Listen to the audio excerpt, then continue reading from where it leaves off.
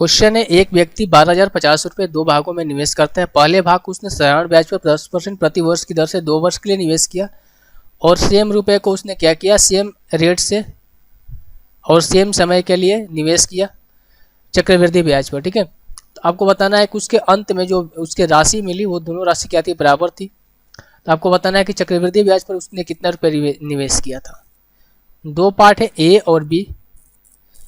ए part पर उसने क्या किया, 10% की दर से 2 वर्ष के लिए निवेश किया। कितना रुपये निवेश किया इसने, ये नहीं पता है। ठीक है, लेकिन 10% की दर से 2 वर्ष के लिए निवेश किया साधारण ब्याज पर। इसका अमाउंट कितना हो जाएगा, 10 दूनी का 20, 120% अमाउंट हो जाएगा। कोई भी वैल्यू अपने आप में क्या होती है, 100% होती है, उस पर 20% ब्याज लगाओगे तो हो जाएगा कितना, आपका अमाउंट 121 हो जाएगा। और ये किसके बराबर है, बी पर जो उसने निवेश किया उसके चक्रवृद्धि ब्याज पर जो उसने निवेश किया है उसके बराबर है। तो बी पर उसने कितना निवेश किया होगा, 10% का अगर हम 2 साल के लिए सक्सेसिव निकालेंगे तो हो जाए 21%, यानी कि बी का जो अमाउंट निकल कर आएगा वो है 121%। अगर मैं यहाँ से ए अपॉन में बी की वैल्यू निकालूं तो ये हो जाएगा कितना आपका 121 अपॉन में 120।